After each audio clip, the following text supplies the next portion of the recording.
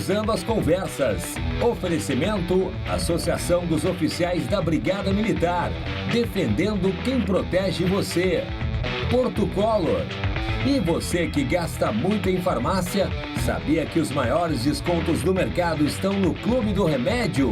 www.clubedoremedio.com.br. Boa noite, eu sou Guilherme Macalossi, você está conferindo aqui na RDC TV mais uma edição do Cruzando as Conversas, o seu programa de análise e debates, trazendo sempre os assuntos do momento, a perspectiva dos nossos convidados aqui nos estúdios e também através das redes sociais. Você comenta, compartilha, manda sua mensagem, curte e participa no Facebook, no Instagram, no Twitter e no YouTube. Contamos com a sua presença online e também pelos nossos canais 24 e 524 da Claro Net TV, @RDCTV Digital. Você nos encontra nas principais plataformas e também pelo podcast do Cruzando as Conversas, disponível no Spotify, no Google Podcast e também nos principais agregadores. Acesse o nosso site www.rdctv.com.br. Ali você encontra, além das notícias que foram destaque na nossa programação, também a íntegra do nosso programa. É só clicar na aba Podcasts. Acesse lá, faça o download no seu smartphone e acompanhe o nosso programa ao vivo e também através do offline. Cruzando as Conversas é um oferecimento da Associação dos Oficiais da Brigada Militar, defendendo quem protege você. De Porto Color. A Porto Color atende pelo WhatsApp e pelas redes sociais. Procure Porto Color e tenha os serviços dela na sua casa. E Clube do Remédio. Acesse o site www.clubedoremedio.com.br. Clube do Remédio propicia a você os melhores descontos em produtos farmacêuticos e fármacos. É isso aí, clubedoremedio.com.br. Nós vamos começar o programa falando sobre um projeto que foi apresentado pelo governo do estado, elevando despesas. Despesas, né? Como o governo gosta de elevar despesas. O governo do Rio Grande do Sul anunciou aí um aumento na despesa na ordem de 312 milhões de reais para novos concursados públicos e outras nomeações. Vou repetir, porque esse é o número. 312 milhões para concursos públicos e nomeações. 62 milhões, 20% do total, se referem à nomeação de 259 servidores da Fazenda e do Planejamento. Atenção, senhores que nos acompanham, atenção, pagadores de impostos do Rio Grande do Sul. O governo vai contratar 259 servidores da Fazenda e do Planejamento ao custo de 62 milhões de reais.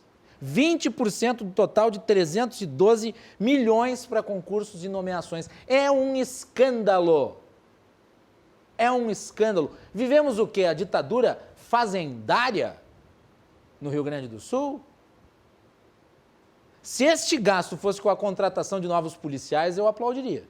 Porque, afinal de contas, é função principal do Estado garantir a lei, a ordem, a segurança pública.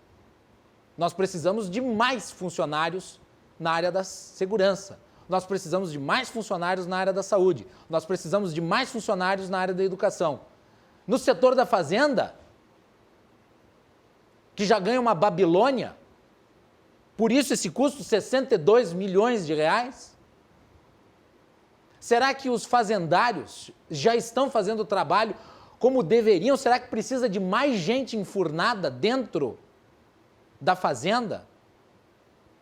E como é que fica este pacote de aumento de despesas? Porque é isso que se trata. Depois de o governador fazer todas as manobras políticas possíveis dentro, dentro do que se entende como a política correta, mas todas as manobras políticas possíveis para fazer passar um pacote de aumento de tributos na Assembleia Legislativa do Rio Grande do Sul. Nós precisamos sanar as contas do Estado. Nós precisamos equalizar a despesa do Estado. Precisa equalizar a despesa do Estado e daí, na sequência, depois de ter aprovado o pacote, depois de ter tentado empurrar uma reforma tributária que, na realidade, era um pacotaço de aumento de tributos, foi rejeitado pela Assembleia Legislativa e depois reaproveitado uma parte desse pacote no aumento,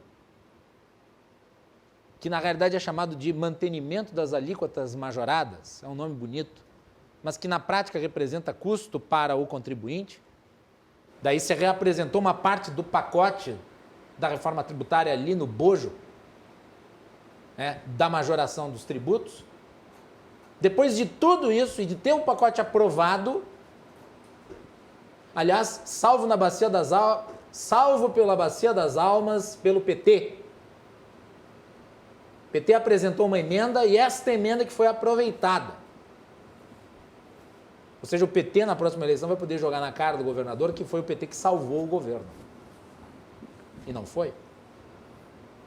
E daí é aprovado. E na semana em que o governador anuncia algo positivo, a diminuição de 1,8 bilhão na questão fiscal do Estado, ele vem e apresenta um pacote desses, que é indecente, porque afinal de contas está elevando a despesa da já extraordinária folha de pagamentos do Rio Grande do Sul, que representa a maior parte do consumo do orçamento estadual, senhores. E eu não vejo ninguém comentar a respeito. Eu li isso, fiquei impressionado. Então, se milita por um pacote de tributos que na prática elevariam tributos, aí não se consegue. Aí se mantém a majoração das alíquotas, contrariando o discurso de campanha eleitoral. O pacote é rejeitado 1, 2 vezes, aí se utiliza a emenda do PT e se mantém, pelo menos para esse ano. Ano que vem vai ser rediscutido. E depois de ter aprovado, vem esse pacote. Vou repetir os números porque não é demais. 312 milhões para concursos e nomeações. 62 milhões, 20% total, com 259 servidores. 259 servidores representam 62 milhões de reais de custo. É brincadeira. E quem paga a conta? Eu, você, as pessoas que estão aqui na mesa, quem está trabalhando aqui na emissora. Num momento, vejam vocês, em que o Estado precisaria gastar com o quê? Comprando seringa, comprando agulha, comprando imunobiológico. Comprou, claro, comprou. Eu elogio quando devo elogiar e critico quando devo criticar. É a minha política, para o governo do Estado, para o governo municipal e para o governo federal. Então eu elogiei essa semana a compra das seringas e das agulhas por um menor custo. Falei 2, 3 vezes aqui no programa. O Edu está de prova. Ele aqui é o nosso cinegrafista, nosso repórter cinematográfico. Falei no portal RDC. E também elogiei o resultado fiscal do Estado. E é exatamente por elogiar essas ações que eu critico o fato de se gastar com funcionalismo onde não precisa. Se fosse para repor, e nós tratamos disso, a comandante Nádia, a vereadora, esteve aqui essa semana, ela foi falar com o secretário de Segurança sobre a necessidade de se repor o efetivo da brigada, que está muito baixo em relação ao total da população. Se fosse com isso, ninguém criticaria, muito pelo contrário, todos aplaudiriam, porque a segurança precisa ser mantida. A segurança não pode ser tratada como despesa. Agora, o setor fazendário, pelo amor de Deus, eu não tenho aqui de cabeça qual que é o custo, mas a gente pode tirar a medida com base nisso aqui. Né? Vejam só. Nós temos aí o custo de 250 milhões para funcionários de educação, saúde, do IPPrev, Esses 250 milhões, que são a maioria, tá? E daí, 100 auditores fiscais, 100 técnicos tributários, 20 auditores do Estado e 39 analistas de planejamento, orçamento e gestão. Ou seja, burocratas. A palavra dói, mas é verdadeira. Burocratas, carimbadores. 62 milhões de reais. Lidem com isso. Lidem com isso. Muito bem. Boa noite, senhores. Sejam todos muito bem-vindos. Boa noite. O editorial do programa foi enfático, porque necessário. Nós vamos continuar falando sobre isso semana que vem aqui no programa. Nós somos cri-cris mesmo. O jornalismo é assim, tem que ser cri-cri. A gente elogia quando tem que elogiar e critica quando tem que criticar.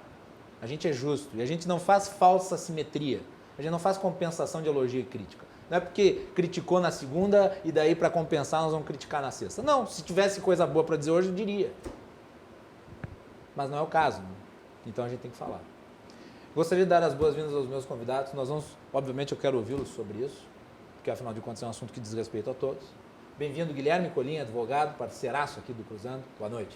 Boa noite, Thiago. Boa noite, convidados. Boa noite, espectadores. É um prazer estar aqui mais uma vez. Thiago Moisés está de volta. Depois de tanto tempo, né, Pois Macalossi? né? Estava com saudades, tudo bom, Eu também Thiago? estava com saudade. Saudade da RDC TV, saudade do Guilherme. E eu fico feliz que a minha volta para a RDC TV no Cruzando as Conversas seja com uma mesa tão qualificada com o vereador Jonas e com o doutor Guilherme. Estou aqui para contribuir, como sempre, Guilherme. Muito obrigado pelo convite. Thiago, deixa eu lhe perguntar, você concorreu a vereador, Sim. quantos votos fizeste? 1.224 votos. E concorresse pelo MDB. Isso. Como é que tu viu aí a disputa eleitoral? Como é que foi concorrer? Olha, foi uma campanha muito diferente, Macalossi. Foi uma campanha muito diferente. A principal questão dessa campanha foi que aumentou o número de candidatos, né? É. Como não havia mais as coligações nas proporcionais, os partidos, em sua maioria, o MDB é um que, por exemplo, completou o número de candidatos na proporcional. Botou mais de 50 candidatos. Então, se eu não me engano, foram mais de 800 candidatos a vereador. Tá?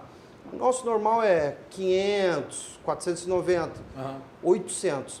Tem uma regra que sempre se diz que candidato a vereador, todo mundo conhece o cachorro do vizinho, do papagaio, que é teu amigo e pediu o teu voto. Sim. Isso com 490, 500. Quando passa para 800 já dificulta. Nós tivemos abstenções recordes. Isso também dificultou bastante na campanha. Quem foi para a rua nessa eleição foi gente que queria fazer a mudança e gente corajosa mesmo. Porque com todo o sucateamento que teve, que a política fez nos últimos anos, e principalmente nesse ano do Covid, com tudo que fez isso, um candidato sair na rua pedindo voto, dizendo que está ali representando a política e quer mudar a política, é uma coisa muito, muito complicada.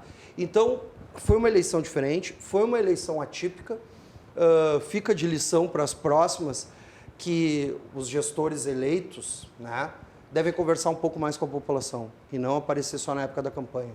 Porque eu, Thiago Moisés, levei muita eu vou usar pedrada? Eu ia dizer porrada, mas eu vou manter. Levei muita porrada por ranço da velha política, o qual eu nunca fiz parte. Então, termino saudando todos os vereadores que foram eleitos aqui em Porto Alegre, o prefeito, meu prefeito Sebastião Melo, e peço, façam um trabalho maravilhoso.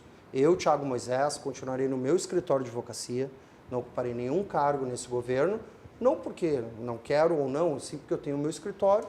Né? Vive na iniciativa privada. Vivo na iniciativa privada, sou um apoiador do governo Melo e desejo que faça um ótimo governo junto com a Câmara de Vereadores. Para que 4 anos, talvez, se eu concorrer, eu não fique ouvindo corneta dizendo que eu sou da velha política. Ô Thiago, tu recebeste o apoio do ex-governador Sartori, né?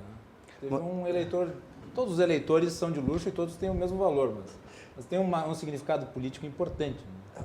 O Sartori é meu amigo pessoal, né, Macalossi? Ele é meu amigo pessoal. Eu concorri com o número que ele concorreu para deputado. Depois a Maria Helena concorreu também, Maria Helena Sartori concorreu com esse número. Depois o Carlos Búrio, que é meu deputado, também concorreu, 540. Hoje eu posso falar, já passou a eleição. Pode, né? com certeza. Você Pode falar livremente. Então, para mim, foi muito importante. E eu gostei que até a mídia deu um destaque para isso.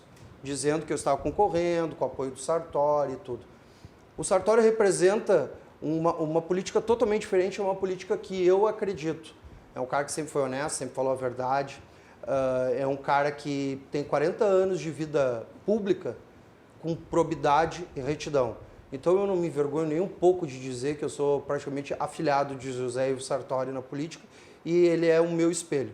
E com certeza foi uma das coisas que mais me deixou feliz. Muito bem. Também temos aqui o vereador Jonas Dalagna. É Dalagna? Dalagna. Muito bem, Jonas, bem-vindo. Vereador eleito em Canoas pelo Partido Novo. Jonas, prazer recebê-lo aqui no nosso programa. Prazer é meu, Macalossi. Boa noite, Dr. Guilherme, Dr. Thiago. Boa noite a todos os espectadores que estão nos assistindo pelo Facebook, pela TV. Para mim é um prazer imenso estar aqui pela primeira vez. Aliás, esse ano eu estou fazendo muitas coisas pela primeira vez. Como o Macalossi falou, eu fui eleito em Canoas, vereador, primeiro mandato, primeira eleição, e fui eleito com 1.045 votos. Como o Dr. Thiago comentou, uma eleição totalmente atípica, né? Em Canoas a gente teve quase 500 candidatos à vereança em Canoas. A eleição, eu aprendi que uma eleição municipal ela é a eleição mais difícil de todas, porque como o Thiago mencionou, é no voto a voto. Então todo mundo conhece um vizinho que é candidato, um amigo do trabalho, um primo. Então, no teu círculo de amizade sempre tem alguém que já tem um candidato. Então é uma eleição muito difícil. Ela superou as nossas expectativas em Canoas, de certo modo, porque nós fomos chapa única, o Novo não fez coligação com ninguém em Canoas, e a nossa nominata era Camilo Borner, foi candidato a prefeito. Ficou em terceiro lugar. Foi muito bem, meu amigo Camilo Borner foi muito bem. A gente deixou carimbado que agora Canoas tem uma terceira via política. E nós fomos a menor nominata com apenas 8 candidatos, né? E por mérito a gente acabou elegendo a minha pessoa, né? Com a ajuda também dos demais colegas, né? Que a gente sempre diz, dificilmente alguém consegue se eleger sozinho, né? Tu te elege com a ajuda de todos os candidatos. E estamos aí, né? Primeiro mandato, muita coisa nova, e a gente vai trabalhar exercendo sempre com foco nos princípios e valores que o novo traz de sua essência. Jonas, tu falaste que tudo é muito novo aí na tua vida em 2021. A tua origem, trabalho, atividade, qual é?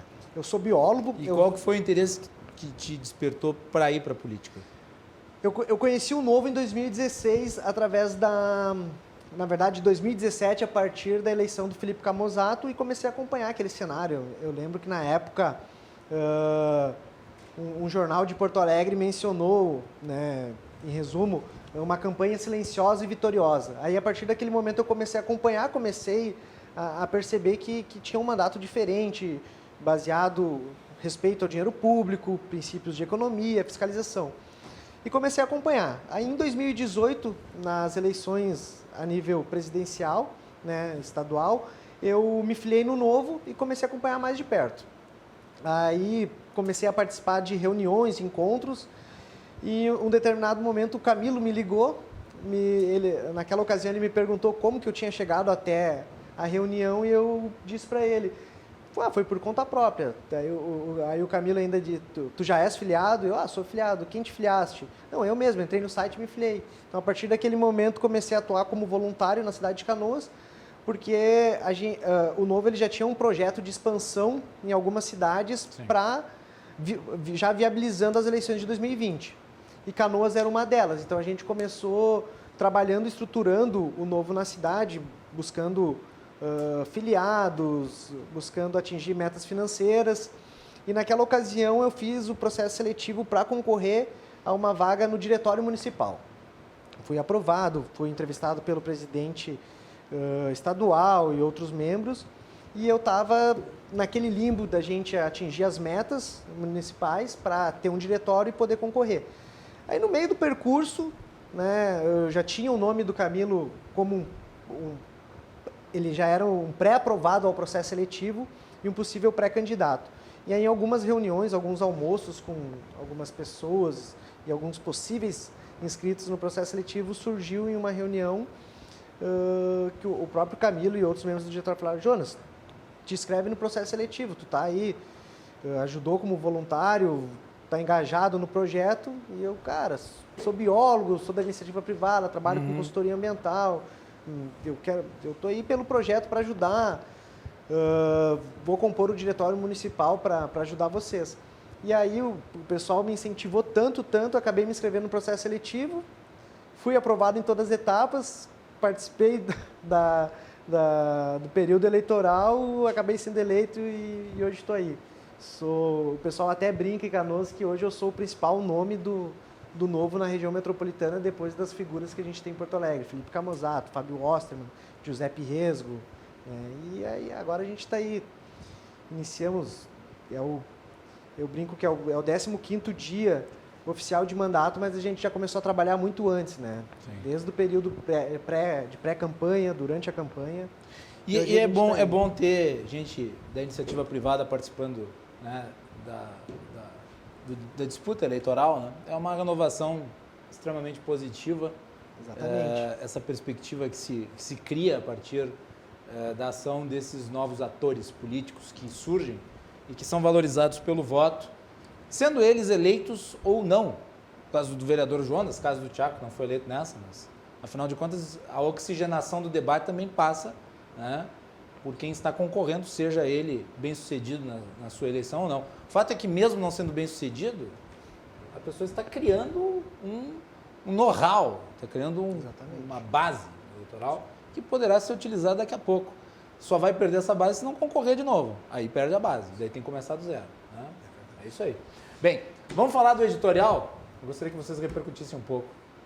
Guilherme Colim não falou muita coisa na abertura do nosso programa, mas agora eu convido ele para comentar. Vamos falar sobre as reformas que o Rio Grande do Sul precisa, que é um tema contínuo aqui no Estado, e eu acho que vai de encontro a essa proposta. 62 milhões com funcionários da Fazenda, Colim. É um assinte, não acha? Eu tô rindo, mas eu queria estar chorando, né? O que me chama a atenção é aumentar a verba, fortalecer justamente aquele setor que trabalha no achaque pré-existente. Em vez do governo do Estado investir na produção, ele investe no saque ao bolso do contribuinte, seja de uma forma, seja de outra. Nós fizemos, Macalossi, um programa, acho que 1 ou 2 ou 3 meses atrás, falando sobre a burocracia do Estado. E o que nós temos? O Estado fortalecendo cada vez mais, a decepção que eu tenho com o governo do Estado é crescente, é insuperável. Ele gasta mal e gasta justamente no setor burocrático que serve para inviabilizar ou para auxiliar no processo de inviabilização do setor produtivo da nossa economia. O Jonas aqui falou do respeito ao dinheiro público. Quando é que nós teremos a cultura do respeito ao dinheiro público na administração pública? Me parece que ainda estamos muito longe disso. Nós temos 60 milhões de reais, 62 milhões, você falou, né? Só para esses 259 funcionários. São mais funcionários que vão ser contratados, mas eu estou citando esses porque esses são os da Fazenda, esses aí que vão lá estipular ideia de cobrança de tributo sobre a população. Sim. É o setor que deveria ser enxugado.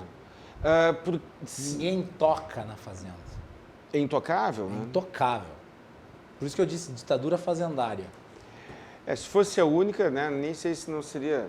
Mas o caso é o seguinte, o que a sociedade deseja? Saúde, educação e segurança. Nesses setores, o governo... Quanto é que ganha um profissional da educação? Quanto é que ganha um professor do Estado?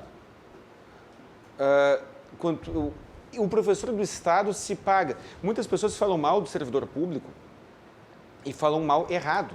Porque o problema não é o servidor público, o problema é o serviço público e aí a culpa não é do servidor, é do gestor. O servidor, seja público, seja o empregado de uma empresa privada, ele tem que se pagar, ele tem que produzir riqueza a ponto de honrar, a ponto de fazer com que o seu salário faça sentido. Um professor entrega para a sociedade muito mais do que ele recebe. O benefício que o professor entrega, o benefício que o policial entrega, é aquele que a sociedade é carente. O servidor da fazenda, e aí eu não estou pessoalizando, estou falando do cargo, do investimento do setor fazendário. É aquele que já está, o setor fazendário já está inchado, é um setor cobiçado pelos seus salários muito acima da média, e a função desse burocrata, e a culpa não é daquela pessoa que está ali, a culpa é do cargo que foi criado para ele, a função deste burocrata é inibir a evolução econômica do Estado. E é óbvio que se nós conversarmos com algum auditor fiscal, ele dirá que não, ele dirá que a função, a sua finalidade, a importância do seu cargo consiste em carregar, né, em impedir a sonegação, né, impedir, fazer com que o Estado arrecade. Mas o Estado ele poderia pensar, o governante poderia pensar em arrecadar, aumentando a produção, não achacando de quem está com a língua de fora produzindo. Na semana passada, ou retrasada, Macalossi, não me lembro, nós tivemos um debate com o deputado Pepe Vargas. Uhum. Foi na semana passada, não foi? Foi. Foi na semana passada. Ele falou que foi aprovado o projeto, o pedido de prorrogação do aumento do ICMS com o compromisso de que aquele montante fosse gasto no combate ao Covid. Olha, eu na oportunidade não tive como falar, mas não faz o menor sentido. Quer dizer, se não aprovasse, não teria vacina. Não, isso é terrorismo. Isso é terrorismo. Por favor, né? Por favor. Né? E aí, isso é o cúmulo do terrorismo, uma vez que é obrigação do Estado fornecer a saúde, é obrigação do Estado fornecer todos os meios para o combate à pandemia com os recursos que já arrecada e que não são pequenos. Então, surgiu uma necessidade nova e, por conta disso, se utiliza disso como pretexto para cobrar ou para manter uma cobrança que deveria ser temporária e já antevemos. Eu não sou Nostradamus, mas eu já estou procurando me candidatar ao cargo. Falta deixar crescer a barba. Não, acho que falta um pouco mais, né? Mas eu já estou antevendo que esta prorrogação será renovada no futuro, sempre com algum pretexto. Existe fundamento e pretexto. Sempre haverá algum pretexto. Pretextos sempre haverão, sempre existirão. E aí, o que nós temos? Este argumento terrorista. E quando o governo se sente confortável com este aporte que ele não deveria estar recebendo de quem já está sendo sufocado, ele o utiliza, ele prioriza, ele avança justamente fortalecendo aquele setor que serve para oprimir o setor produtivo e, por via de consequência, ameaçar o emprego de você que está em casa. Só antes de passar a palavra para o Thiago e para o vereador Jonas, vou trazer aqui a informação completa no site do Correio do Povo. Tá? A autorização para a realização de novos concursos para 3.429 vagas no serviço público no Estado. Desses, 1.500 são professores, 948 para a Secretaria da Saúde, entre especialistas e técnicos da área. Em entrevista coletiva, o governador Eduardo Leite também divulgou 259 nomeações. Veja a diferença entre autorização para concurso público e nomeação. 259 nomeações para secretarias da Fazenda e do Planejamento, Governança e Gestão. As reposições imediatas e as autorizações para novos concursos foram autorizadas pelo Grupo de Assessoramento Especial e a repercussão financeira será diluída por diversos anos. De acordo com o governo estadual, as futuras nomeações dos concursos autorizados serão objeto de deliberações específicas à medida das necessidades e dos reflexos fiscais. De acordo com o executivo, o total de vagas corresponde a apenas cerca de 1% dos vínculos totais e a 2,5% dos vínculos ativos atuais. E aí, Thiago Moisés? Nenhuma surpresa, Macalossi. Eu até me admiro que tu tenha ficado espantado, porque... Eu sempre me espanto, eu sou um eterno surpreendido.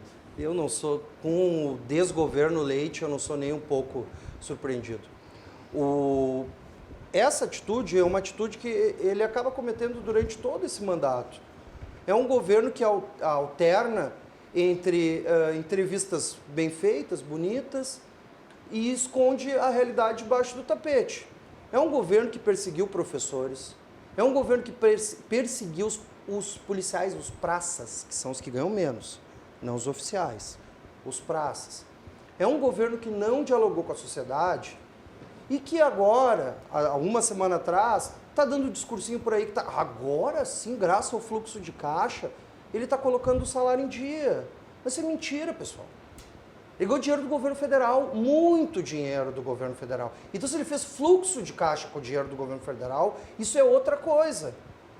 A pandemia, nesse sentido, fez com que Eduardo Leite conseguisse, talvez, colocar perto os salários em dia. Então, não me surpreende nada que ele queira inchar um órgão que, por favor, né?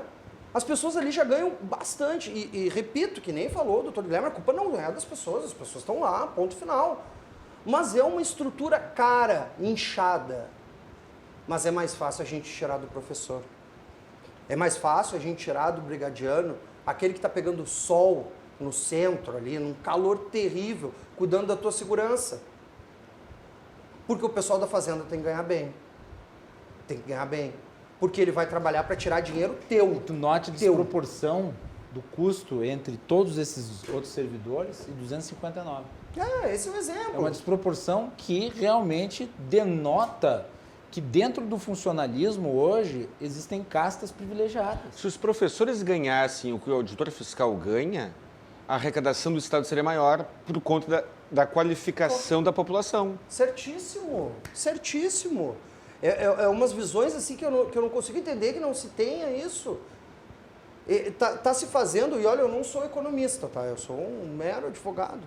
Mas se faz a economia mais simples e burra de todas. Bom, tem muito praça, muito professor, então é daqui que a gente vai cortar. Não! São profissões que têm que ser valorizadas como os trabalhadores da área da saúde. E outra coisa, Macalossi, não adianta tu contratar mais 1.000 professores pagando pouco. Enquanto tu contrata um fazendário ganhando muito. Não adianta, mas essa é a tônica Qual é o do salário governo. de um fazendário? Uns 15 mil. Acho que é uns 15 mil, 62 milhões dividido por... 15 mil no início. 259. Mais um monte de coisa. Arredondando. 60 milhões de reais. São os marajás do Estado. São os marajás do Estado e não se faz nada contra eles. Só se faz aqui contra policial, praça, né? Professor e profissional de saúde. Esses aí são perseguidos direto.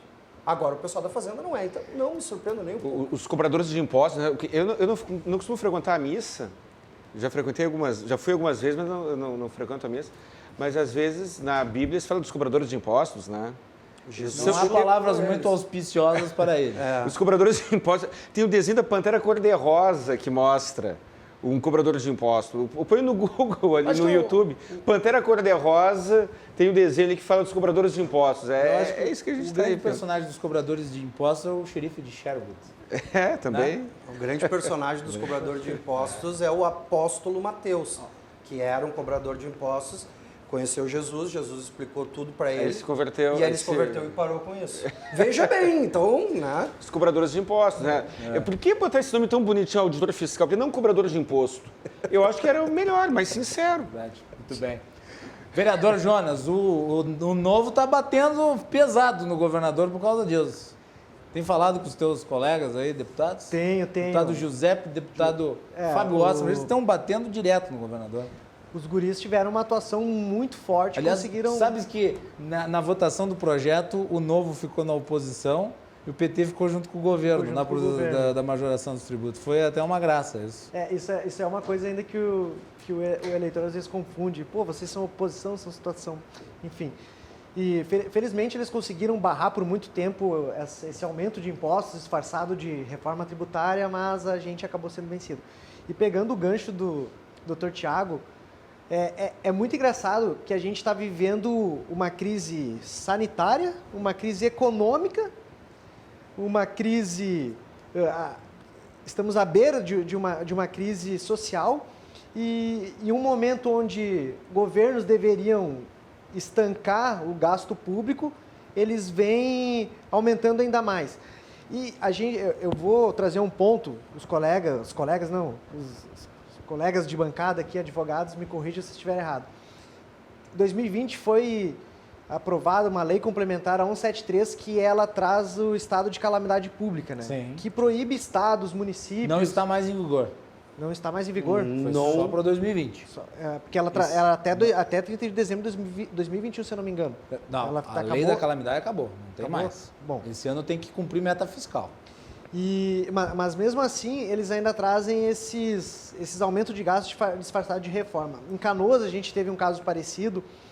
No primeiro dia de posse, o prefeito Jairo Jorge ele convocou uma sessão extraordinária, onde ele trouxe, né, eu não critico a forma que ele vê a melhor maneira para fazer a sua gestão, ele trouxe uma reforma administrativa, onde ele acabava com algumas FGs, acabava com alguns cargos em comissão e apresentou um número.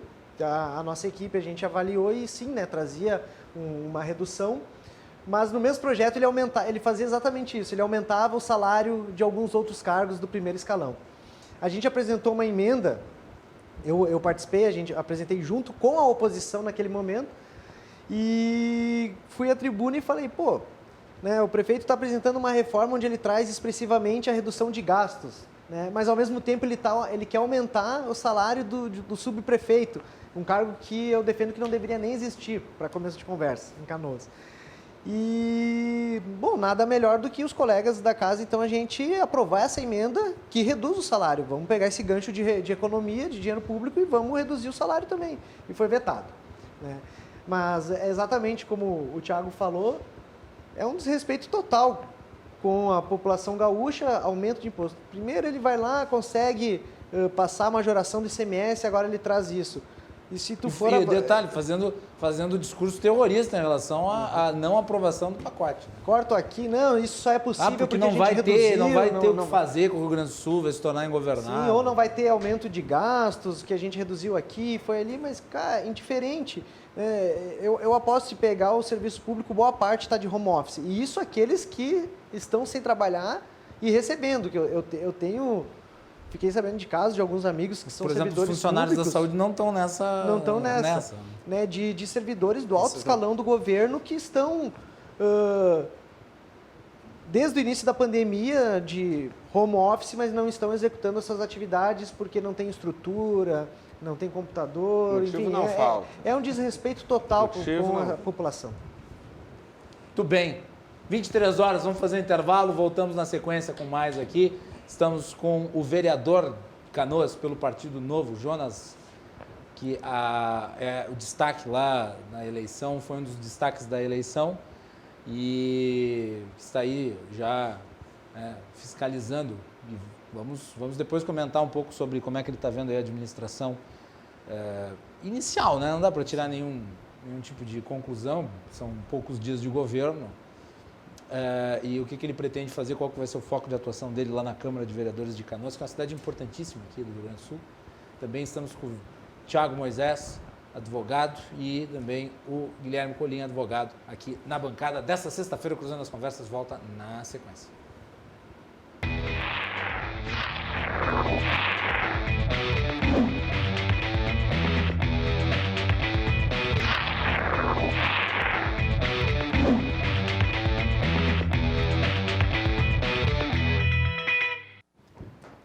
Muito bem, estamos de volta no segundo bloco do Cruzando as Conversas. O nosso programa vai ao ar de segunda a sexta, sempre logo após o Dois Toques. E você nos assiste pelos canais 24 e 524 da Claro Net TV, além das redes sociais, @RDCTV Digital em todas as plataformas. O Cruzando as Conversas é um oferecimento da Associação dos Oficiais da Brigada Militar, defendendo quem protege você. De Porto Color, soluções gráficas. A Porto Color atende pelo WhatsApp e você pode ter os serviços da Porto Color na sua casa. E também Clube do Remédio, acesse www.clubedoremedio.com.br, os melhores descontos, né, os melhores preços em produtos farmacêuticos e medicamentos. Nós temos uma dúvida, né, Colim, sobre a questão da vigência da lei, né? Exato. Qual que é a dúvida? Se os seus efeitos realmente cessam no final de 2020. Eu confesso que eu não tenho certeza quanto a isso. No intervalo, então, nós estávamos conversando aqui se ela não posterga os efeitos para 2021. Então, confesso o meu desconhecimento e consultei Macalossi para dar uma conferida. Bom, é importante a gente ressaltar o seguinte, tá? Existe uma diferença aqui entre a questão da calamidade pública da Lei de Responsabilidade Fiscal, que era o que o vereador Jonas estava mencionando, ou seja, o dispositivo que permite ao governo brasileiro não seguir a meta fiscal. Isso foi autorizado pelo Congresso. Isso precisa ser renovado pelo Congresso Nacional. Isso não está renovado. Portanto, neste ano de 2021 tem meta fiscal para ser cumprida. Se não cumprir, é crime de responsabilidade. Tá? Ano passado, o governo brasileiro teve autorização do Congresso para se endividar o quanto fosse necessário. Tá? Agora, existe uma outra legislação que também diz respeito à calamidade pública, mas ações em relação à saúde especificamente. Esta sim foi renovada, então é importante a gente tomar, né, aqui o fato de que existe uma diferença entre as duas leis. A lei a que se refere o nosso telespectador, que é alvo de dúvida, é a 13.979. Tá? Essa lei foi votada pelo Congresso Nacional e que foi promulgada pelo presidente da República, pelo presidente Jair Bolsonaro. Aliás, é a mesma lei que autoriza a vacinação obrigatória. É essa lei, promulgada pelo presidente. 13.979. Como o Congresso Nacional não se manifestou até o fim do ano e não podia ficar um vácuo jurídico para os estados e municípios, o Ricardo Lewandowski entendeu que, por interpretação análoga, e daí nesse aspecto está correto, né, ele ampliou a validade da lei para que não houvesse esse buraco jurídico no país. Uma série de questões. Tá? Então, as medidas sanitárias são garantidas através da continuidade dessa legislação. Então, espero que tenha ficado claro o número da lei para vocês, né, anotarem aí, 13.979 de fevereiro de 2020. Espero ter ficado claro. Agora, com relação a gasto público, por enquanto não há autorização do Congresso. Pode ser que tenha, mas eu não acredito que vai acontecer, né, Thiago? Espero que não, né? Até porque já se esgotou aí a capacidade financeira do Estado de... Já se gastou demais, né? Já se gastou muito, muito esse ano. Tudo o que se economizou com a reforma da Previdência em 2019 se gastou em 2020. E foi tudo em saúde? Não. Ah, tá. Não. Ah, tá, não. Não. Só pra Não saber. foi. Bem, vamos falar um pouco sobre saúde, vamos falar sobre pandemia. São cenas muito complicadas, muito tristes essas que nós estamos vendo em Manaus, pela segunda vez, né? Em 2020 nós vimos isso. É estonteante a incapacidade das administrações municipais, estaduais e federal de resolver a questão. Todos esses meses não se fez o suficiente para que se mantivesse ali uma estrutura mínima. Muito pelo contrário, houve inclusive muito desvio, muita corrupção, né? Muito dinheiro sendo mal versado. E agora é uma bateção de cabeça, e as pessoas vão morrendo. E hoje tivemos essa notícia pavorosa, Thiago. Tu é um cara que é muito ligado à área da saúde, fez um belíssimo trabalho de auxílio aí a profissionais da área com as campanhas de arrecadação de EPIs. Eu queria a tua impressão a respeito. Imagina, o governo de Manaus precisando de auxílio de outros estados para manter crianças vivas, nenês que estão em incubadores que não tinham mais oxigenação. E daí agora conseguiram 48 horas para poder fazer a transferência, uma coisa emergencial. Eu não consigo entender como é que chega no nível desse. Eu sinceramente... E a gente fica com medo, né? Porque daqui a pouco uma coisa que se replica no resto do país, espero que não, né? Isso é falta de planejamento, Macalossi. Isso é falta de planejamento, porque assim, não é nem o respirador, já passou da fase do respirador, é o oxigênio que está faltando. Sim, as pessoas que morreram, foi de hoje de tarde no portal, né? As pessoas que morreram, em boa medida, pela questão da asfixia, não morreram nem de Covid. Estavam com Covid, mas não morreram por causa do Covid. Sim. Morreram por causa que não tinha oxigênio. Poderiam ter sobrevivido, poderiam ter morrido de Covid, sim. Mas poderiam ter sobrevivido se tivesse oxigênio. Não tinha nem oxigênio. É um erro de gestão atrás do outro lá. E é aquelas brigas políticas que já teve muito aqui também, de governo federal, governo estadual, governo municipal, um culpa o outro. Eu fui ouvir ontem a entrevista do Pazuello, falando sobre a calamidade pública que está acontecendo lá, que lá sim está uma calamidade terrível. E a entrevista do Pazuello é uma entrevista típica do presidente Jair Bolsonaro. Ela é cheia de contos, cheia de culpa nos outros, cheia de cloroquina, mas assim, objetivamente, nada. Ele vem e me culpa o prefeito que assumiu agora, diz, a herança agora é tua. Aí o prefeito que assumiu agora culpa quem estava antes. Isso, vai passando não estou defendendo o prefeito, até porque ele teve uma transição, ele deveria saber minimamente a situação. Não tem inocente. Dali não tem inocente. Agora o Pazuello também, eu sei que às vezes é legal jogar para a torcida dentro da política, só que assim, a situação ela já está num nível muito baixo, aliás, ela já passou do nível baixo lá. Já passou do nível baixo. Aí querem me dizer, não, mas é uma nova cepa, é isso, é aquilo, ele é mais agressivo. Gente do céu. Sem oxigênio, pode ser uma gripe. Se tu ficar mal e tu não tiver oxigênio, tu vai morrer. Como que se chega numa situação que não tem oxigênio? A gente começou a pandemia aqui no Brasil, e são os erros estruturais de sempre, né, Macalossi? A gente começa uma pandemia aqui no Brasil que ninguém se ligou que tinha que comprar EPIs. O Macalossi citou, então me sinto também no direito de falar um pouco de mim. Eu fiz campanha de doação de EPIs nos hospitais, porque não tinha EPI. E aí depois começou a se melhorar um pouco. Agora teve a questão dos respiradores. Aqui em Porto Alegre, a gestão marquesana não fez absolutamente nada. Eu nem vou ficar olhando para o retrovisor. Mas não fez absolutamente nada. Né? Não construiu absolutamente nada, não investiu na saúde.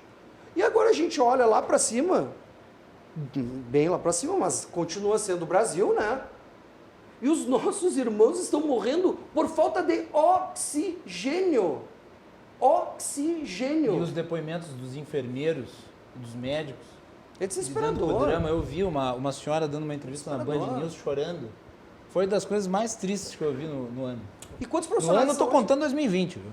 Quantos profissionais de saúde estão morrendo por causa disso? E são eles, aliás, que são os que acabam recebendo carga viral mais forte. Portanto, eles são risco alto. Eles são o maior grupo de risco e isso acerta todos os protocolos, seja municipal, estadual, federal, mundial, que eles têm que ser os primeiros a ser vacinados. Com certeza. Porque eles são os que mais estão morrendo, eles são os mais expostos e a gente sempre tem uma preocupação muito grande que se começa a faltar os profissionais da saúde, quem é que vai cuidar? Eu escrevi um artigo para um jornal de grande circulação aí de Porto Alegre. Eu escrevi um artigo que é quem cuida de nós. Quem é que cuida dos profissionais da saúde? Quem é que se preocupa com os profissionais da saúde? Isso é um erro muito forte também. Ninguém dá bola para eles, são os heróis, bate-se palma na janela, mas não tem incentivo. Aí a gente tem uma lei que agora já saiu, graças a Deus, de vigor, né? Um decreto, na verdade, né? Que fazia os profissionais de saúde trabalhar 24 horas. Macalossi, tu conhece profissional de saúde de perto, de casa. Me diz, 24 horas um profissional da saúde trabalhando, tem condição? Não, é impossível. Ainda tem mais condição? Numa situação como essa. Quer dizer, uma situação de extremo estresse. Que cabeça que fica um profissional da saúde? Que cabeça que fica depois de 24 horas de trabalho para fazer um atendimento? Não existe isso. Não existe 24 horas de trabalho. Não existe. Até porque, vamos lá, vamos pegar um enfermeiro. Vai precisar colocar um soro no paciente. Como é que ele vai conseguir acertar a veia para colocar o soro se ele está completamente estafado? Sim, e não pense que Estou no pegando hospital um é um shopping procedimento. center, né? Não, eu estou aqui apenas citando um procedimento Simples. padrão, simples. Colocar simples? soro no paciente. Uhum. Por mais que o profissional seja qualificado, existe um nível de cansaço físico, psicológico, que faz com que ele não consiga nem isso. Depois de 24 horas, depois de 10 horas. Não, a jornada... 12 horas é uma jornada longuíssima. Não, a jornada certa é 6 horas, gente. E aqui fala uma pessoa que trabalha com profissionais da área da saúde há mais de 6 anos, que conhece a realidade. Além de advogar para eles, tem muitos amigos nessa área. 6 horas é a jornada certa deles. O resto é invencionice. O resto é para o Estado sucatear um pouco a saúde, ou as empresas sucatear um pouco a saúde, para contratar mais profissional a preço mais barato. Então, por favor, a gente está com graves problemas e parece que a nossa visão continua a mesma de quando não tinha pandemia. Hospital não é shopping center. Hospital é campo de batalha. É campo de batalha. Os profissionais de saúde têm que ser respeitados.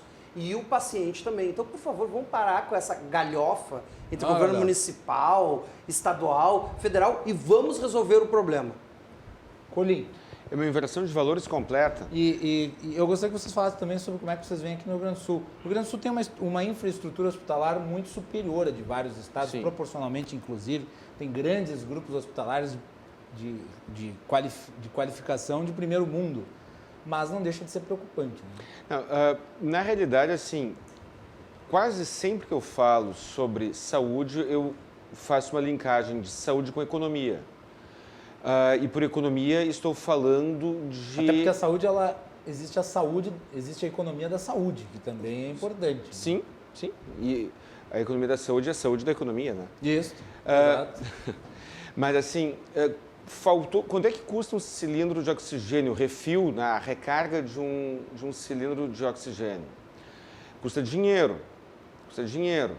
Aí, quando se prioriza a saúde sem se levar em conta que a saúde depende de dinheiro, não se está priorizando a saúde.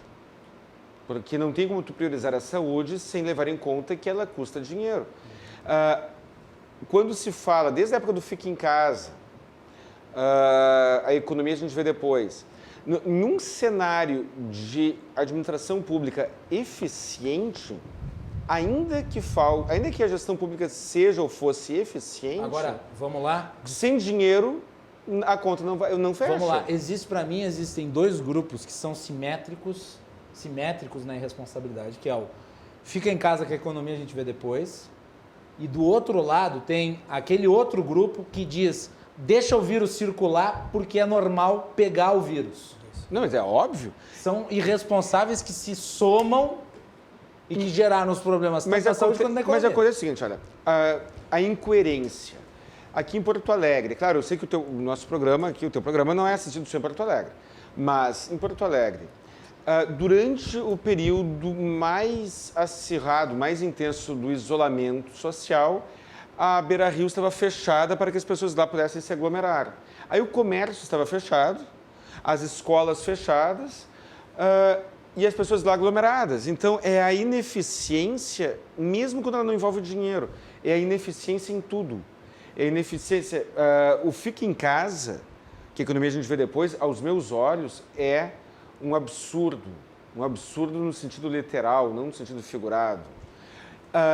Agora, quando possível evitar o aglomeramento, a administração pública, aí então não fazia. A administração pública tem falhado miseravelmente na contenção de aglomerações. O Marquesan, o prefeito Marquesan, ele fechou as revendas de automóveis usados, ele quis fechar os escritórios de advocacia para evitar aglomeração pública. E para evitar aglomeração pública, reduziu o horário, ou seja, a pessoa tem que ir no comércio fazer alguma coisa, em vez de poder ter um horário maior, tem um horário menor.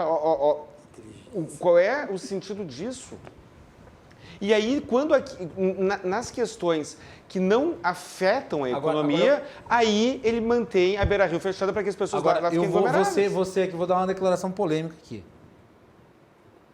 Manaus precisa de um lockdown.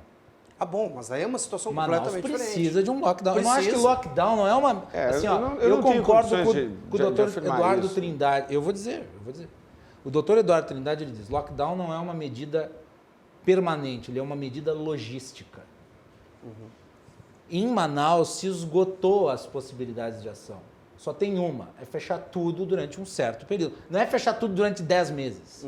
É fechar tudo durante um período de tempo para que se possa criar alguma estrutura, mesmo que provisória. Não tem outra alternativa. Manaus não tem outra alternativa. Sabe quantas internações teve em Manaus nos últimos 12 dias? Entre 1º e 12 de janeiro. Eu fui atrás dos dados. Entre 1º e 12 de janeiro foram 2.221 internações hospitalares em Manaus por Covid. Imagina. Tem como? Não tem. O sistema hospitalar entra em colapso absoluto. E Manaus é uma ilha no meio da selva. Só tem transporte de barco. Então, ali eles estão nessa situação. Precisa tomar uma atitude. Aí o que faz o governador? Covarde. Diz, não, nós vamos decretar um lockdown, nós vamos determinar uma restrição das 19 horas às 6 da manhã. O vírus tem hábitos notívagos. Porto Alegre é uma situação diferente. Cada cidade tem que avaliar a sua condição. Manaus hoje está num caos absoluto, não tem que fazer Porto Alegre, não. Se eu não me engano, até houve uma redução aí no número de internações. Então aqui se trabalha de uma forma, lá de outra. Não pode ser uma visão sobre uma situação dessas que seja absoluta, até porque existem diferenças de estrutura entre as cidades, adequações que precisam ser tomadas. É uma realidade aqui ou outra lá, né? Macalossi, eu posso concordar ou não contigo, eu não tenho certeza, não me sinto seguro nem para concordar nem para discordar de ti. Agora, o lockdown parcial, ao meu ver, é o pior, porque não resolve um problema e estimula a aglomeração. Então, o que tu sugere para Manaus? Eu não me sinto qualificado para sugerir Um algo. lockdown total, não parcial. Total. Não, mas assim, total, o lockdown parcial não, é o pior. É ridículo. Não, o lockdown mequetrefe que eles Não. fizeram em Porto Alegre. Não, aqui não serve pra nada. é que aí Não, lockdown de que o lockdown tipo? parcial, o toque de recolher é pior. E vamos lá, não teve lockdown no Brasil. Vamos falar sério. Não Não teve teve. em lugar nenhum. Teve distanciamento social e uma meia-boca quarentena. Não teve lockdown. Não teve. Agora, isso durante 10 meses arruinou a economia. Muito pior do que fazer um lockdown de 20 dias efetivo. Foi eu e o Thiago defendemos isso sempre. Eu não entendi qual é o sentido. Eu fui no shopping center algumas semanas atrás, alguns meses atrás, poucos meses atrás, e tinha uma loja de sapato que estava aberta e uma que estava fechada. E aí eu verifiquei que existia um critério do tamanho da empresa. As pequenas e microempresas, empresas de até determinado tamanho, poderiam abrir, e as empresas maiores, supostamente os ricos, as empresas ricas, supostamente, como se fosse o caso, seriam fechadas. Qual é a consequência disso? Aquelas pessoas que poderiam ir comprar sapato na loja A e na loja B ficaram restritas à loja A, ou fomentando a aglomeração. Horário bancário reduzido. Esse lockdown parcial que a gente estava falando agora, isso estimula a aglomeração. Sim, claro. Eu, a princípio, sou contra lockdown, não me sinto qualificado para defender a ideia. Intuitivamente, eu sou contra. Intuitivamente. Mas lockdown parcial, para mim, é pior que lockdown total. Sim, eu concordo. Para mim, é pior que o lockdown Concordo. total. A gente... Vai lá, vereador Jonas. Essa questão do lockdown e da restrição de horários, tu acaba criando um incentivo contrário. Em Canoas, a gente teve no ano passado, no auge dos decretos, a restrição de horário que estabelecia horário de abertura e fechamento em rede de supermercados e outros estabelecimentos. Em Canoas, no domingo, os supermercados poderiam ficar abertos só até meio-dia. Aí tu gerava esse incentivo contrário. O que a população O cara queria fazia? trabalhar queria comprar às 6 da tarde. Exatamente. Tu chegava no sábado, no supermercado à tarde, tu tinha filas extensas. Tu ia ao domingo, a mesma coisa. Então, tu gera um incentivo totalmente contrário. Da mesma forma, o fechamento de parques e praças, né? Estudos traziam que a taxa de contaminação pela Covid-19 em ambientes abertos era bem menor. Tu fechava parques e praças, tu gera um incentivo para que as pessoas se concentrassem dentro das residências, ainda mais na época que estava sendo restringido, que era o inverno, então tu tem um ambiente totalmente fechado e tu está estimulando que as pessoas deixem de praticar e frequentar ambientes abertos para se concentrar dentro de casa.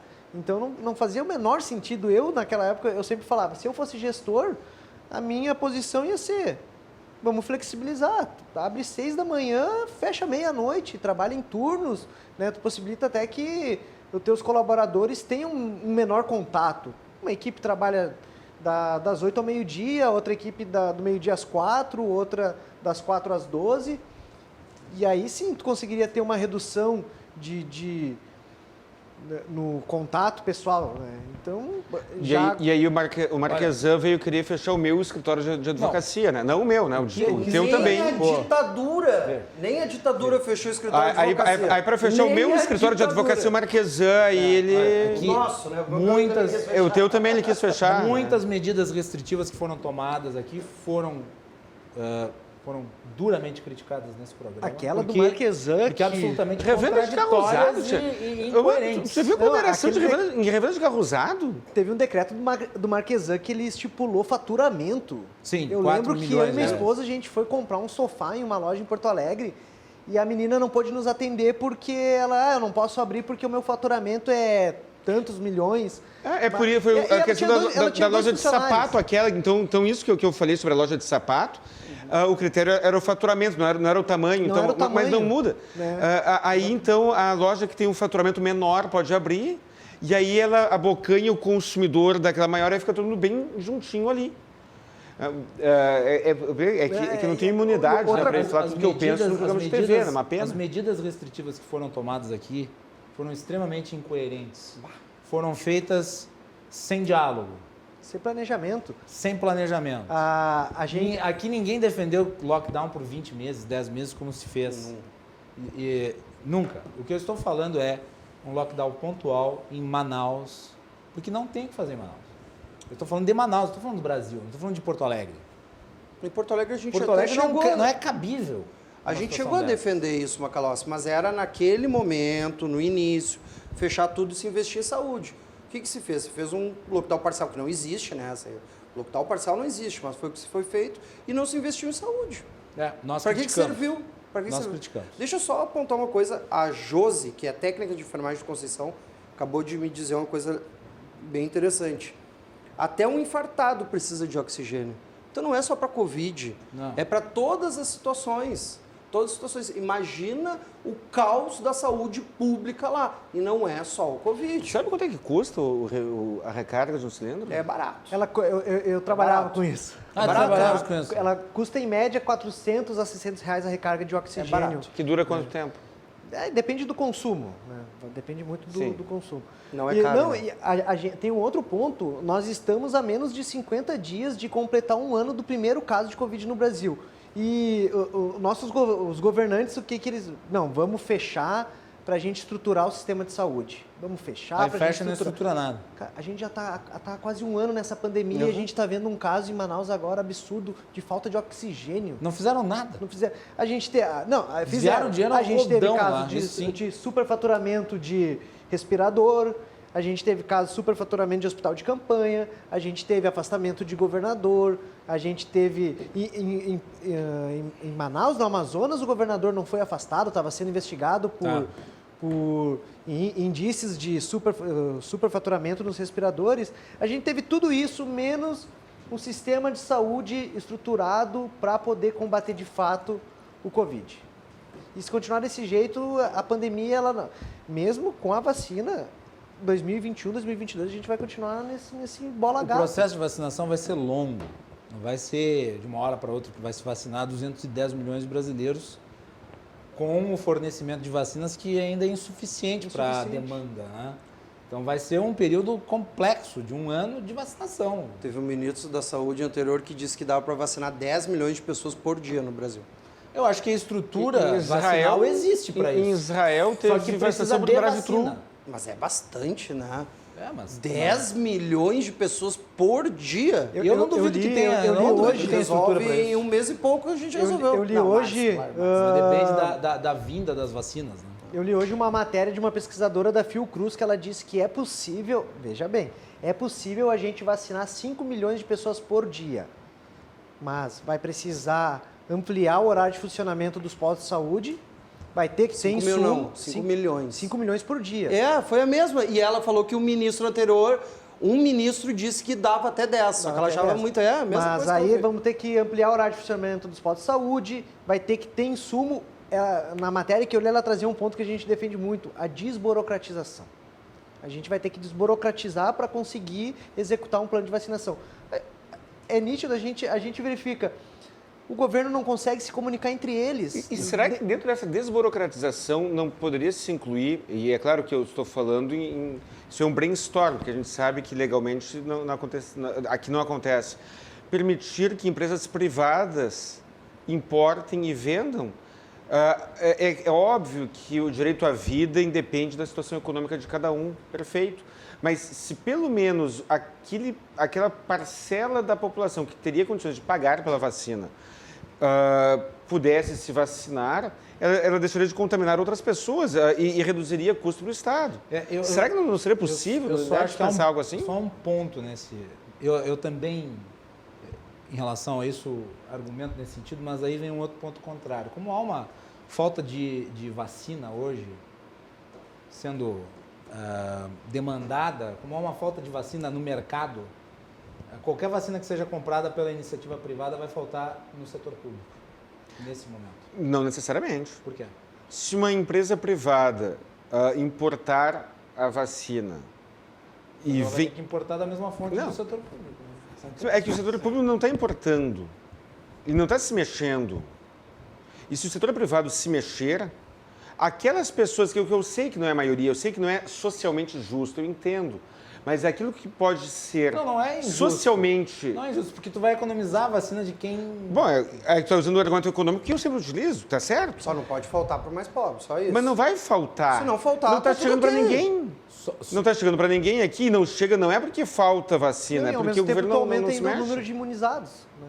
Aumenta o número de Eu imunizados. assisti o programa ontem, me fugiu o nome agora, o doutor, presidente Marcelo do Matias, Simers. estava aqui ele conosco trouxe ontem. um ponto bem interessante nessa questão da iniciativa privada, que era, de um certo modo, tu ter alguns convênios com clínicas particulares. Claro, a iniciativa privada participar da vacinação. Consultórios dentários, clínicas de cirurgião, dentista.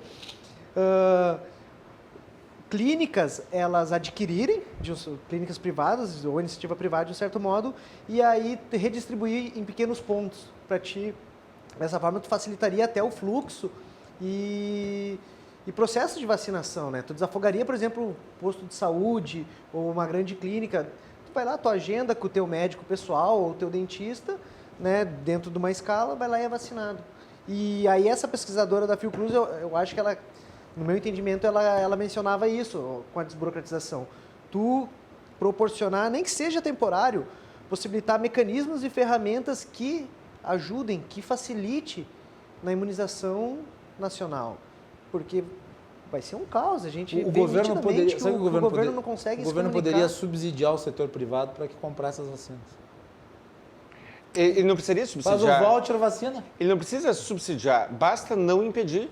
Não impedir. Mas o governo o que eu tô federal falando agora tá hoje- comprando até Coronavac. Olha, o que eu estou falando é o Tá seguinte, bom. o que o governo federal deveria, o governo federal, o governo estadual, os governos municipais, todo mundo tem responsabilidade.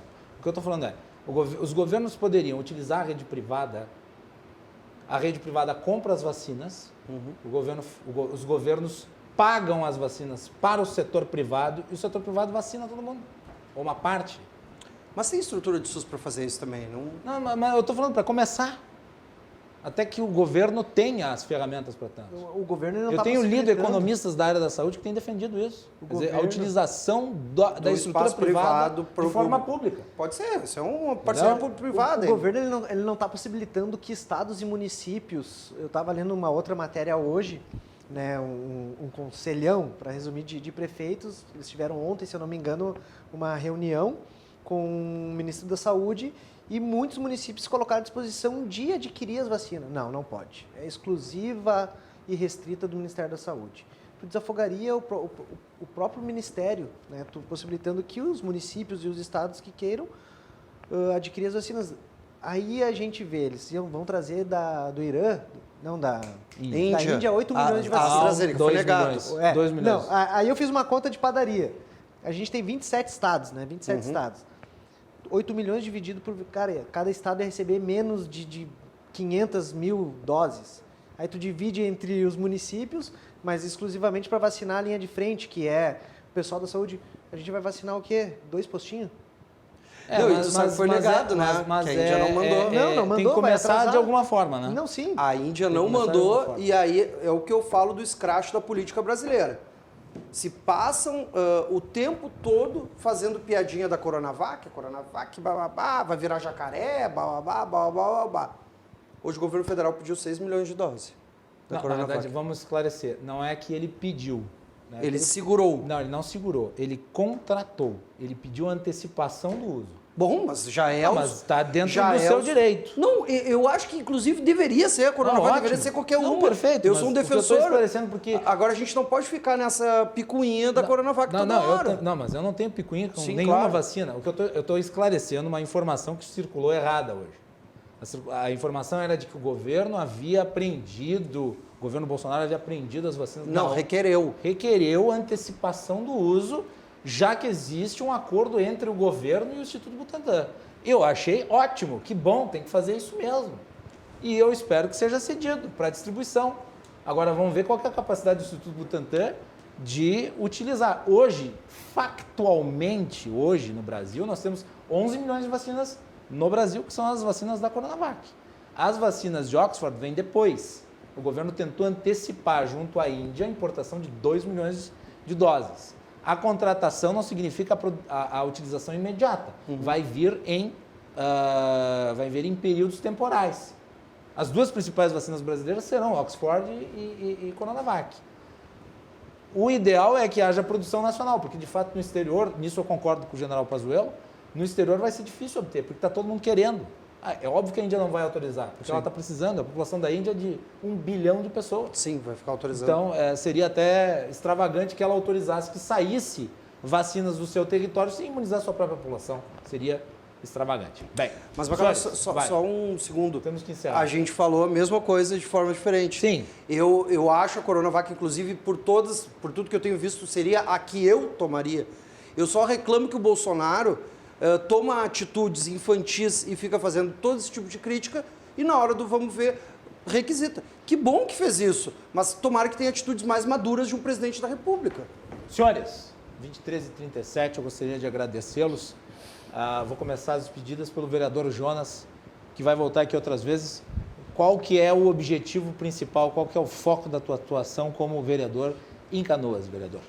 Bom, eu me elegi, juntamente com o apoio do eleitor canoense e os votos dos meus colegas, a gente pautou basicamente a transparência, né, a desburocratização e respeito ao dinheiro público. Esses 3 pilares que norteiam o nosso mandato. A gente já está executando um planejamento estratégico do mandato, com os pontos que a gente quer cumprir no primeiro, no segundo, no terceiro e no quarto. Ontem, protocolamos o primeiro projeto de lei que traz mais transparência para a cobrança do IPTU, né, em Canoas. Então, esse já foi um ponto. Contamos com a ajuda e com o auxílio do vereador Felipe Camozato de Porto Alegre, que aprovou em 2019 esse mesmo texto, e já iniciamos um dos compromissos do mandato, né? Que é a desburocratização, a transparência. Tem lei de liberdade econômica em Canoas? Tem. Canoas foi aprovada em outubro de 2019. Claro, o vereador Gilson Almeida. Vereador Gilson Almeida. Hoje eu fiz também um pedido de informação para o Executivo para nos informar sobre as pretensões para a gente, como é da minha área, né? O licenciamento online. Já a gente tem a lei da liberdade econômica aprovada, a gente precisa também trazer um sistema online para facilitar. Em 2020, o governo do estado aprovou o novo Código Ambiental, que traz a possibilidade do LAC, que é o licenciamento por adesão e compromisso. mas em Canoas ainda não está sendo executado porque não tem o sistema online.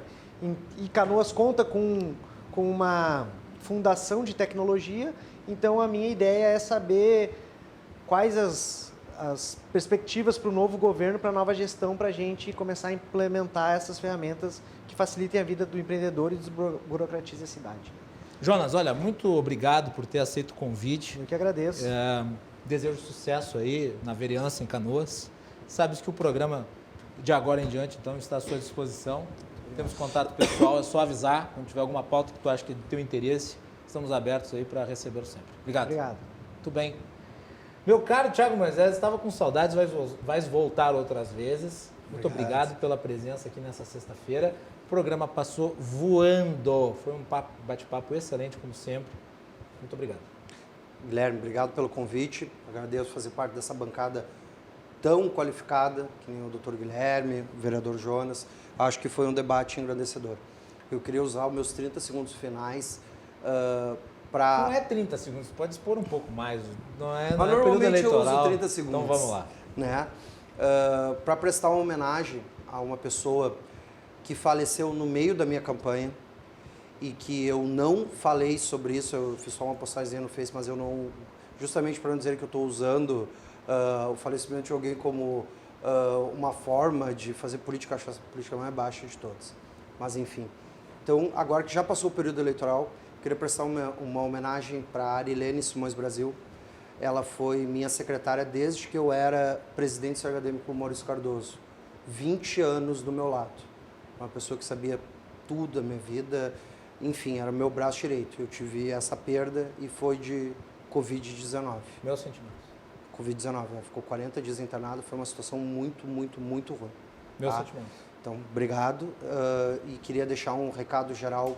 Eu acredito que aqui em Porto Alegre, no Rio Grande do Sul, as pessoas são um pouquinho mais inteligentes para não entrar nesses folclores. Pessoal, não é uma gripezinha. Não. Vacinem-se. Por favor, quando tiver vacina, vacinem-se. Por favor, vamos evitar esse tipo de morte. Essa minha amiga tinha 37 anos e não era do grupo de risco. Obrigado, Carlos. Importante depoimento, me solidarizo e meus sentimentos para ti e para a família dela. Guilherme Colim, muito obrigado, prazer sempre receber o amigo. Eu que agradeço, Macalossi, Jonas, Thiago. Em palavras finais, nós começamos aqui no programa falando sobre o desperdício do dinheiro público, falando da má gestão, falando da sonegação, muitos falam da sonegação de imposto, né? Se critica, se fala muito sobre sonegação de imposto, mas existe a sonegação de serviço público e a sonegação de gestão pública com mínimo de eficiência. Vivemos um cenário em que o governo sonega a eficiência, sonega a gestão, sonega a inteligência. O sonegador de imposto é muito menos nocivo que o gestor que sonega inteligência e eficiência. Então, quando você for votar nas próximas eleições, eu peço que desde agora já comece a refletir sobre a importância da eficiência e da cultura da eficiência. Quem não prestigia esta palavra mágica, eficiência, jamais será um bom gestor para o seu dinheiro, para o seu e para o meu interesse pessoal, humano e de todos nós. Obrigado, Colim. Vamos ler as mensagens aqui, algumas. Guilherme Lanning, ele cumprimenta o vereador Jonas da Lanha. Primeiro voto com convicção que coloquei um vereador na minha cidade. Olha aí, brigadão aí, Guilherme. Guilherme é um apoiador, amigo nosso, esteve visitando essa semana o gabinete. Aquele abraço. Jorge Berger, nós vivemos uma monarquia de funcionalismo público e cada um deles é um rei. Depende. Os funcionários públicos da área da saúde, da segurança e da educação são vassalos. Reis são alguns. E de certos nacos do Estado, né? De certos poderes, inclusive. Que a gente falou da Fazenda, que é do Executivo, mas também tem todo aquele pessoal do Judiciário, que, aliás, vergonha, né? A gente não pode deixar de esquecer esses fatos. O STF e o STJ requisitaram ao Instituto Butantan e a Fiocruz vacinas para eles. 7 mil vacinas. Aí a Fiocruz recusou, depois o Butantan recusou. São castas, né? Os privilegiados. A verdadeira elite mesquinha do Brasil. Olha, não estou generalizando, estou sendo bem específico. Paulo Ricardo Gonçalves, lockdown ou isolamento social, por conceito, deveria ser utilizado para dar tempo de preparar o sistema de saúde. Só para isso. No caso de Manaus, é de extrema urgência. O país consegue absorver o problema econômico de apenas uma capital. Mas se fosse lockdown no Brasil todo, não teríamos capacidade financeira para tal. E nem tem razão de ser um lockdown nacional, né? Mas para Manaus, nesse caso, o que vai se fazer? Cleuber Roja. Guilherme, por gentileza, e o dinheiro que ele recebeu do governo federal para combate à Covid-19 está nesses 312 milhões? Pois é, uma boa pergunta. E também Rodrigo Esponchiado, ele cumprimenta o Dr. Tiago. Orgulho, meu irmão. Também meu obrigado. Amigo. Josi Souza, Anderson Corade, Ângela Portela, Simone da Silva. Obrigado a todos aí que curtiram, compartilharam, mandaram mensagens. Voltamos com o João Carlos Silva. Hoje sim ele participa. João Carlos Silva estará no último bloco do Cruzando as Conversas de hoje.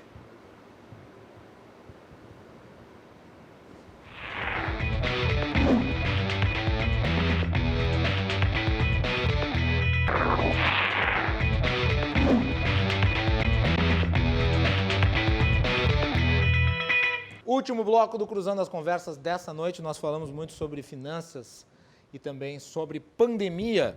O nosso programa é um oferecimento da Associação dos Oficiais da Brigada Militar, defendendo quem protege você. De Porto Color, soluções gráficas. A Porto Color atende pelo WhatsApp e você pode ter os serviços da Porto Color na sua casa. E também de Clube do Remédio, acesse www.clubedoremedio.com.br. De Brasília, João Carlos Silva se junta a nós, o comentário político, a análise e os bastidores do poder. Tudo bem, João? Boa noite. Boa noite, Macalós, telespectadores, tudo bem? Dia difícil, né, João? Muita coisa ruim aconteceu aí nas últimas 24 horas, cenas terríveis e o clima deve estar pesado aí em Brasília, né? Cenas desesperadoras por uma completa falta de planejamento, também do governo do Amazonas, sim, da Prefeitura de Manaus, do Ministério da Saúde e a politicagem tomando conta dessa questão da pandemia, onde se você analisar bem, o caos total da pandemia no Brasil acontece em Manaus.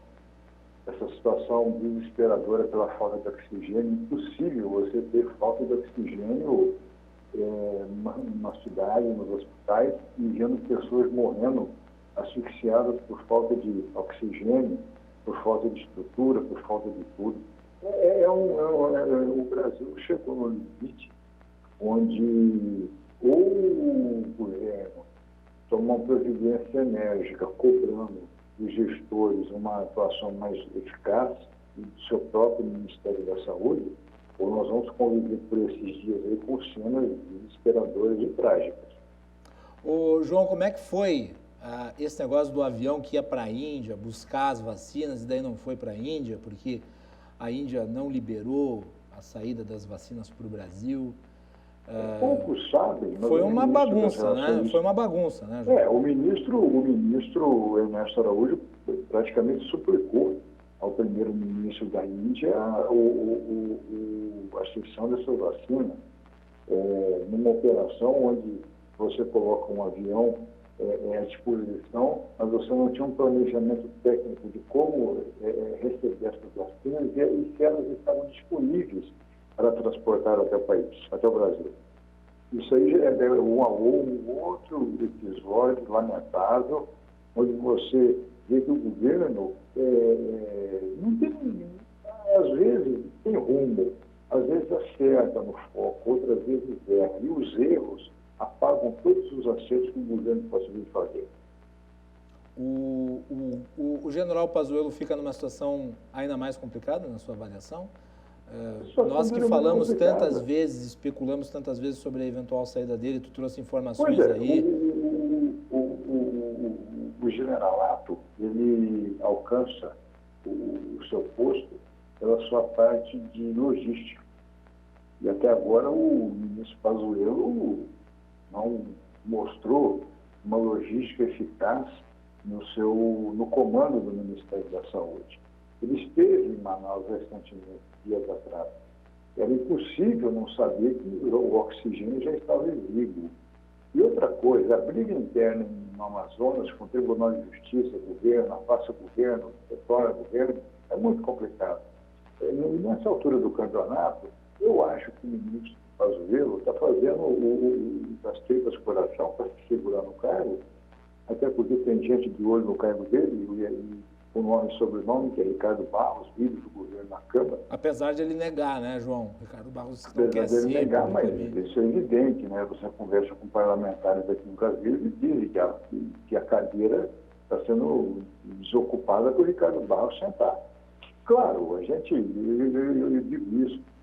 O general Pazuello tem uma folha de serviço prestado ao país através do Exército Brasileiro fenomenal, uma folha de serviço impecável. Agora, você ser militar no quartel e você ser ministro, uma pasta importantíssima com a saúde na pandemia, é uma coisa muito complicada. Ele não acertou ainda o foco da pandemia no Brasil. Porque se tivesse acertado, nós não estaríamos nessa situação toda que o Brasil se encontra. Faltou logística, faltou parte técnica, faltou operacionalidade. Claro, você não pode jogar também toda a responsabilidade que ocorre no Amazonas no colo do governo federal, evidentemente. Mas você também tem que perceber que quando você cobra da sua autoridade máxima, que é o ministro da Saúde, uma política que venha refletir positivamente nos estados, e ela não vem, a conta acaba caindo no colo do governo federal. Isso é evidente. A percepção é essa. E hoje teve panelaço por tudo que é lugar do Brasil. Aqui em Porto Alegre, ali onde eu moro, no Bonfim, o panelaço ali na área do Bonfim foi muito grande. E em outros lugares que eu vi também foi grande. E foi um panelaço nacional, foi de norte a sul do Brasil. Pode ser que em muitos lugares não tenha tido, mas teve muitos lugares que teve. Duas coisas voltaram. Voltaram os panelaços, né, que há muito tempo não ocorriam, e voltou também a briga interna de Bolsonaro e Dória. Sim, onde que é ambos terrível. trocaram farpas violentíssimas no dia de hoje, ambas as partes. Ambas as partes, né? João Carlos Silva, está me ouvindo? Porque você vê que o presidente Bolsonaro morde a isca do governador João Dória. A cada cutucada do Dória, o presidente vem para cima. É que claro um já identificou o outro como principal adversário. Os dois estão pensando na eleição, as pessoas estão morrendo. Eles estão pensando em 2022, não estão pensando no momento atual. E muda o foco do discurso para discutir 2022, que está muito longe. E até lá, muita água vai rolar debaixo da ponte e muitas vidas vão ser sepultadas. Isso aí vai para a conta dos dois. Você tem que perceber que o Brasil luta agora pela sobrevivência dos brasileiros, em todos os estados, porque a onda aumentou demais. A onda do coronavírus voltou violentamente. Essa segunda fase veio para fazer um estrago. E se você não tiver uma condescendência do governo federal e a autoridade máxima para cuidar do seu povo, com um discurso direcionado e calmo, sem agressões, sem trocar farpas com esse ou aquele, a situação do Brasil começa a complicar mais ainda. Aí você tem agora a discussão da mesa da Câmara e do Senado. A política continua entrando na saúde. Todo momento você vê o presidente descaracterizando esse ou aquele candidato. Ora, se a eleição é em poderes independentes, o governo tem que ficar quieto. Tem que trabalhar para o seu candidato, mas em silêncio. Não expor determinadas rusgas para discutir, para brigar, para achacar esse ou aquele. São fatos deprimentes. Agora, eu acho que é importante ressaltar o seguinte: o governo federal tem suas responsabilidades, elas estão sendo demandadas, mas os governos do Amazonas e o governo da prefeitura de Manaus também foram completamente displicentes e irresponsáveis e a corrupção graçou ali, né, João? Quando você faz uma política... A incompetência do governador do Amazonas é calamitosa. Pois é, o Amazonas vive um momento administrativo e político péssimo.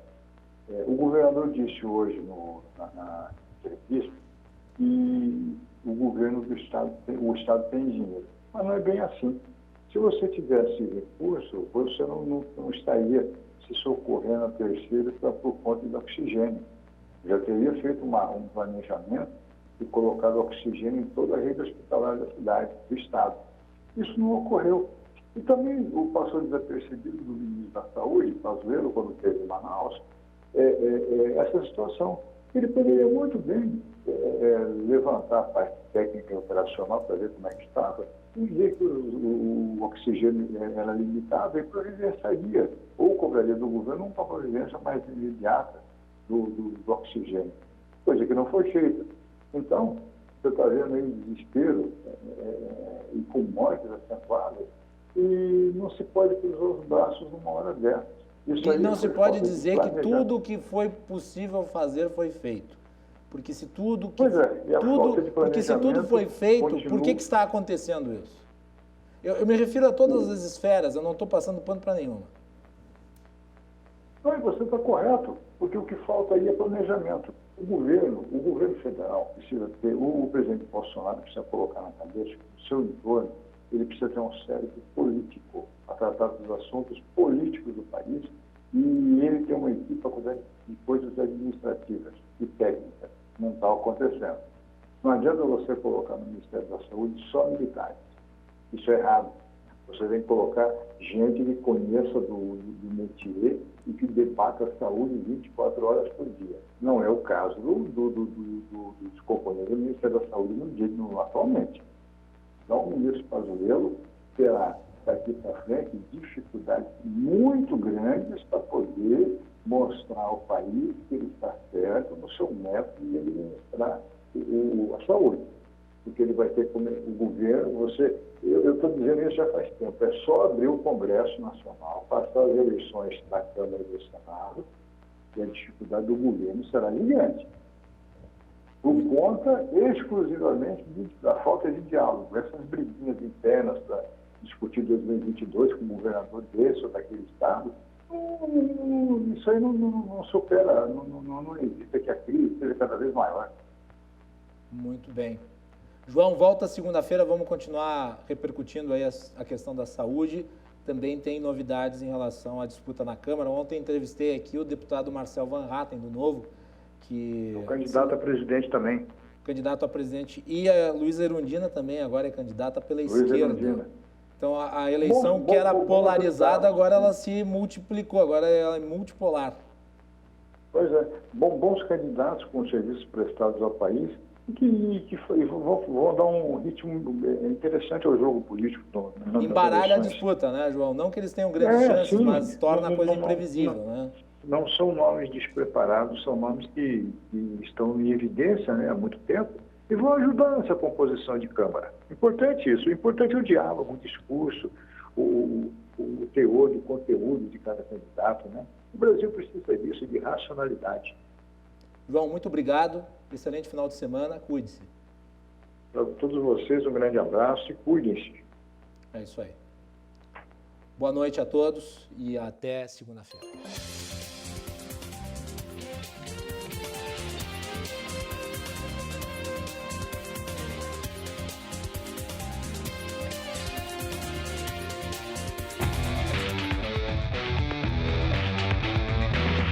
Cruzando as conversas. Oferecimento: Associação dos Oficiais da Brigada Militar. Defendendo quem protege você. Porto Color. E você que gasta muito em farmácia, sabia que os maiores descontos do mercado estão no Clube do Remédio? www.clubedoremedio.com.br